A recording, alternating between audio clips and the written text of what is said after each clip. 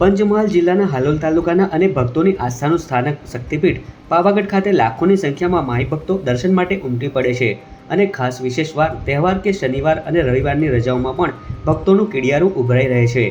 જો કે પાવાગઢ પર્વતના પગથિયા ચડતા ભક્તો માટે રોપવે સેવા ચાલી રહી છે, પરંતુ ઉષા બ્રેકો કંપની દ્વારા ઉડન ખટોલા રોપવે સેવાના મેન્ટેનન્સ અર્થે તેને બંધ કરવાનો નિર્ણય કરવામાં આવ્યો છે, જેમાં તારીખ 28 જુલાઈથી 1 ઓગસ્ટ દરમિયાન આમ મળી કુલ 5 દિવસ સુધી રોપવે સેવા બંધ રાખવાનો નિર્ણય કરવામાં આવ્યો છે, જેના કારણે ભક્તોએ પાવાગઢના પગથિયા ચડીને મહાકાળી માતાના દર્શન કરવા પડશે, જ્યારે આગામી તારીખ 2 ઓગસ્ટના રોજ રોપવે સેવા રાબેતા મુજબ શરૂ કરવામાં આવશે।